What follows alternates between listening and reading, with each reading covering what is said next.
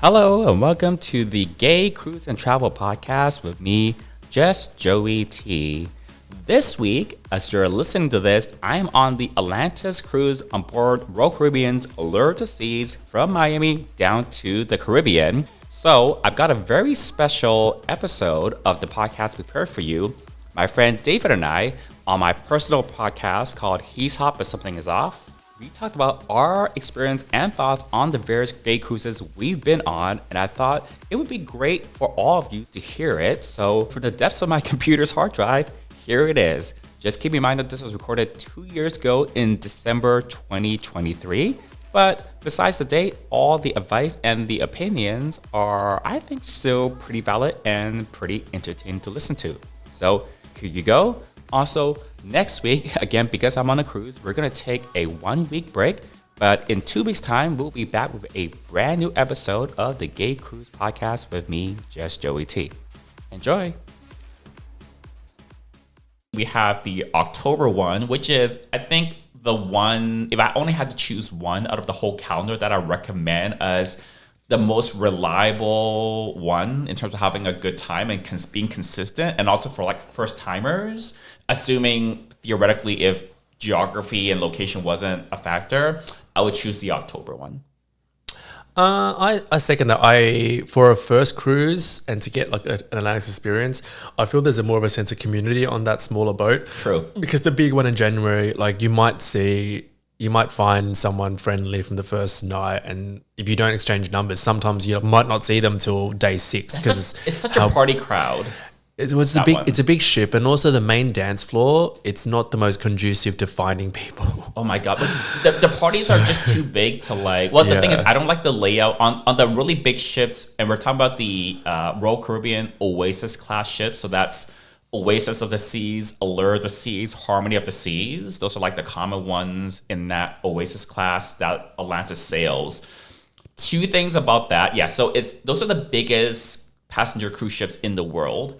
And because of the kind of funky layout they have, the nighttime parties are in the solarium, and I hate the layout of the solarium because it's like a weird shape at the front of the ship, and there's all this stuff to like trip over if you're like not completely sober, and it's like dark. They turn on the lights and everything. And it's hard to find people in the solarium. Well, yeah, it's just, I mean, firstly, you're right, it's a curve, so it's on like a curve of the ship. There's pillars in the way, there's like hot tubs in the way. There are hot tubs in the way, there are pillars in the way, there's like random steps. Suddenly there's like a ramp, grass. Then suddenly there's like a bench. It's like everything you don't want to run into.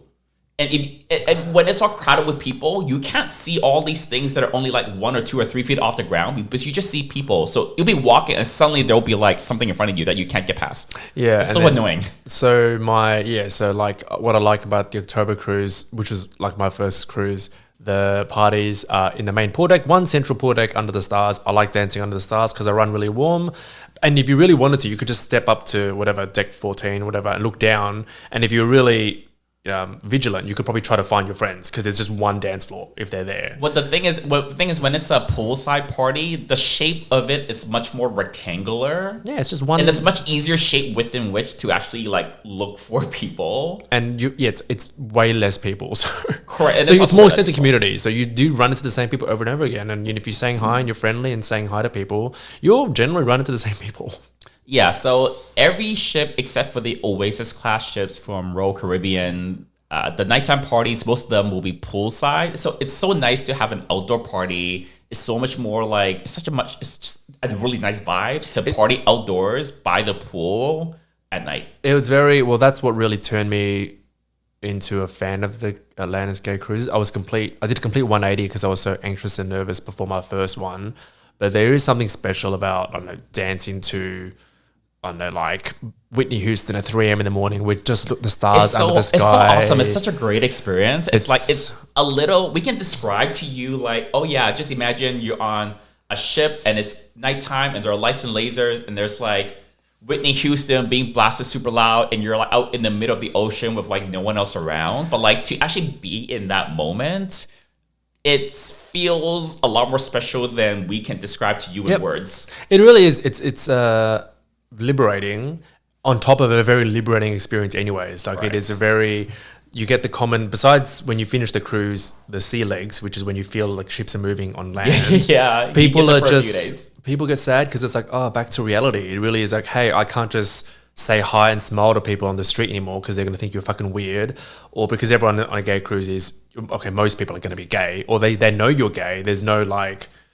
judgment or like hiding. It's just, it's a very liberating experience in that way. Freeing. Yeah. It's apparently, and that's probably like the one thing that I like most about the gay cruises. So think what you will about like the parties and all that kind of stuff. And by the way, you don't have to go to the parties. Like on these ships, there's lots of things to do besides the parties. So anything that the cruise line puts on any regular cruise that they have. So Royal Caribbean, you know, like on a regular sailing, they have shows and they have like the casino and they have like bars and they have like singers, they have comedians. Like most of that stuff that the cruise line offers, like rock climbing or tennis or whatever, all that stuff, most of that stuff is running on the Atlantis cruises. But Atlantis also puts in like extra things. One of them are like the dance parties, but they also bring in like queer comedians, queer singers. A lot of times they bring in like, they always bring in extra DJs, but sometimes they bring in like a celebrity, like it could be like Deborah Cox, or it could be Kathy Griffin just did one of the recent cruises. We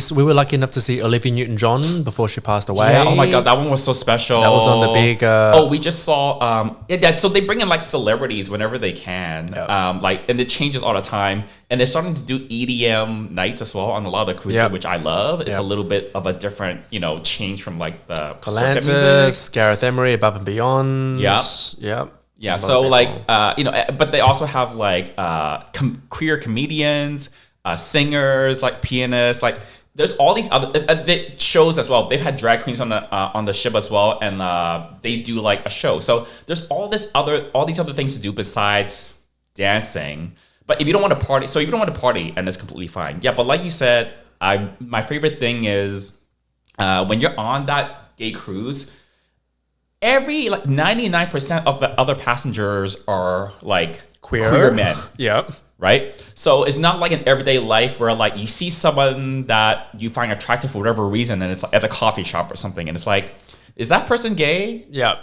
On a gay cruise, they are gay. Yeah, pretty much. Yeah. If you see a passenger, like 99% of the time, 99.9% of the time, they're gay. Mm-hmm. So it already takes off like this is how straight people feel in normal everyday life. Yes. But straight people get to mostly rightly assume that everyone else around them is straight.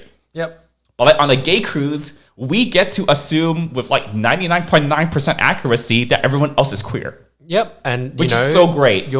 These neighbors that you're having a floating holiday with, like they're probably had similar experiences in terms of the homosexual experience. It's a sense of community and that you, with strangers, it's very bizarre, but it is a very, you just feel like, you actually feel a community. And it's actually pretty rare in life, maybe it's not rare, but there's only so many times where you're like, you know what, it's good to be gay. It feels, we're privileged. That's when I do feel the gay privilege. I'm like, this is cool. Like boring, quote unquote, boring straight people don't do this. This ain't a straight cruise, right? They're like, the staff are all like, most people are like, oh my God, like the girl, all the people are like, oh my God, you're such party animals. Yeah. You're all friendly. You don't complain at the restaurants, etc. So it's really, it's actually just really liberating. You do really feel nice. Hey, when was the last time you really took care of your skin? The skin is the largest organ in the whole human body and it's doing so much for you. It protects you from germs and cooties. It keeps you warm when you're cold. It keeps you cool when you're hot. It's making vitamin D. It gives you the gift of touch and sensation. And that's just scratching the surface, so you better take care of it. I started my own skincare company, Surf Labs, to serve fun and functional skincare for everyone, so that you can serve fun while serving face.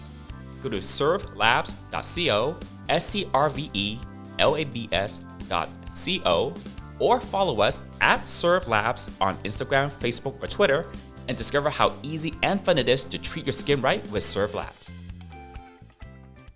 And the other part of that is not only is like 99.9% of the passengers queer, but like 100% of the passengers are there to be on vacation. In everyday life, when you run into people, someone might be in a hurry to like go to work or like do this, but like everyone is on vacation. Therefore, everyone is in that vacation mode, and that makes everyone a lot easier to like just randomly talk to. Whether like you're in the line for like a slice of pizza or you're at one of these parties, like no matter how you run into people, they're also gay and they're on vacation, and it's not like they're in a hurry to like run an errand or do a chore or go to work or something. So everyone is a lot easier to talk to just randomly. Well, actually, this might be a you thing, but I heard from my first cruise, I was sort of trying to get a vibe of what everyone else is feeling, and someone was like, "Oh, even the mean LA gays are nice on the boat." Is this true? Is nice. Look, I think everyone, when we hang out together privately, we make a lot of jokes that are. We talked about this today.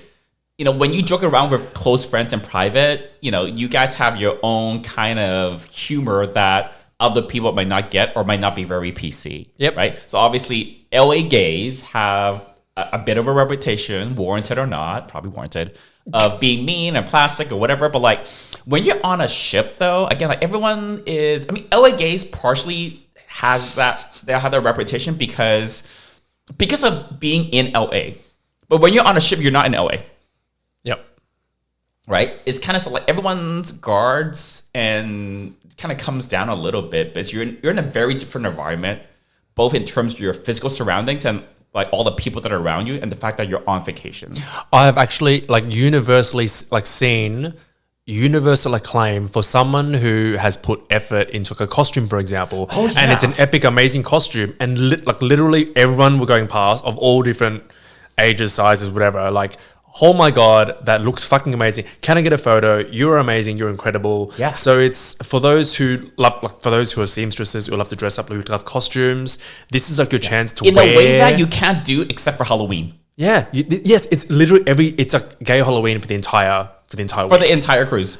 And people have outfits just to like rock up to the buffet. It's crazy. Oh yeah. It's so crazy. So it's like if you're like one of those people who like to, I don't know, have a fashionista or whatever, and you just want to wear the most random shit, as long as you're paying respectful to the working staff of the cruise ship. Yeah. Like, I don't know, no jockstraps in a buffet, maybe. Oh my God, but anyways, that, for, that's a negative. But the rest of the stuff, it's like, yeah, like just, and people decorate their doors and have these crazy contraptions, and it's just cool. You could just walk up and down hallways and see people designing doors, and it's just creative. Yeah. Artistic, funny. It's like a parallel universe. It's so funny. It is so funny. It's great. A parallel universe where gays are the norm, Yeah. and we can break free from like all the straight heteronormative stereotypes. The shit of the world. You really escape for like a week. You literally escape for a week. When you board the ship is literally a different universe. It's a different planet.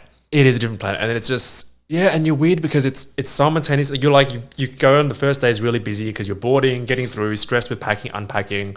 And then like day 2 is the dog take party. Yeah. But it's like, seems like you've been there forever. But something happens in day 5. Like, shit, white party's tomorrow. But it's true, like the first day, even for us, we've been on like, I think the January cruise would be like the 17th or 18th cruise or something. You've done more. You're 20 something cruises, I think. Probably. But the thing is, like, even for me, the first day boarding, because the cruise is such a different environment, even for people like us who've gone on many of them, that first day, we still have, at least I still have an adjustment period. Yeah, for sure. From between I board. Also, boarding is so hectic, and it's just like getting your pass and your luggage and all that kind of stuff. It takes me like several hours between boarding. Even if we've set sail for like a little bit, like my head is still not in that state where like, oh, I'm on a gay cruise. It takes an adjustment, but it's still different. Same. Once I unpack, the unpacking for me signifies, hey, you're on here now. Yeah. Like your costumes are made it, dude, everything is fine.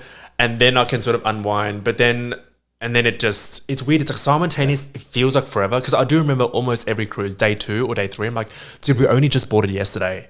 And then before you know it, it's like, oh my God, we have to get up in 2 days. Yeah, and then it's like, oh my God, white party tomorrow. Like, it was so weird. Once you get into it, like you're having a good time, then it flies. Yeah. About like 2 or 3 days in, midway, and then it starts flying. And dude, like, what is the schedule even? It's there, but go do whatever the fuck you want. You don't very soon. You don't know what day of the week it is. But then you go by the cruise companies. You're You get the newsletter. It's this night. It's the comedian night. It's the night of the comedy, or it's the night of the cabaret show, or it's like a white party night.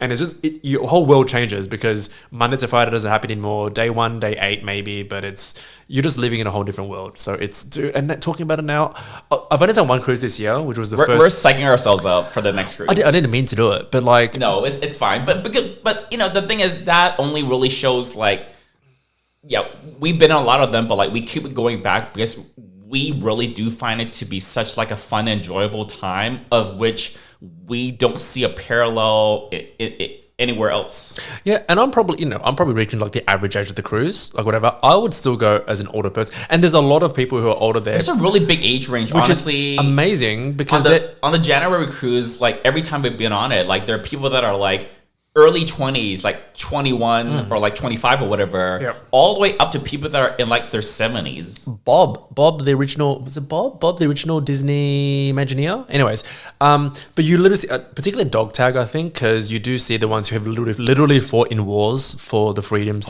for us to do what we do.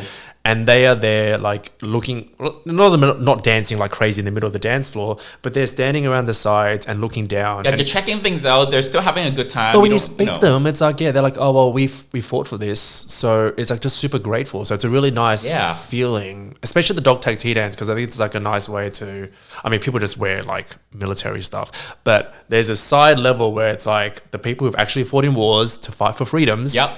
Is why we can dance in a jockstrap and a harness in the middle of the dance floor. Yeah, correct. I mean, I think it's easy for people to think, like, especially the party cruise, because that kind of has a little bit of reputation on its own. That's like the most popular one. Yeah. People look at it and be like, oh, it's just like gays on drugs, just dancing and fucking. Yeah. It's not, if you want it to be like that, it could be. But like, that is such like a narrow view of the cruise. That, well, the thing is, what like people like fucking and dancing and partying, like that happens everywhere all the time anyways. But what doesn't happen all the time... That's like every gay bar. But what doesn't happen everywhere and all the time is the sense of like shared community. The community, yeah. And that's my reason why I'm like, okay, well, it's not just another dance. And that's why when people ask me what great parties or cruises, the cruises are a separate entity. I cannot... equate them with a quote-unquote party experience. It just doesn't compare. On land. Yeah. It does not compare. The cruise is a separate entity. You can ask me to rank my cruises, but you can't rank me because a cruise and a party for me is not the same. It's like apples to like... Yeah, not the same. It's apples to broccoli. It's just completely different. Are they both fruit? No. One's a vegetable. David doesn't get it because I like apples. He only eats McDonald's. No, but apple pie. Chips. Apple pie. Oh, chips. Those are my chips. Don't stop looking at those chips. But apples. But you can't make broccoli pie, right? There's no such thing as broccoli pie. I guess you could if you wanted to. That's fucking gross. You puree some broccoli. No. Gross. All right. With that, we'll sign out. So say bye, David. From his off, but something's me. Oh my God. Bye. Bye.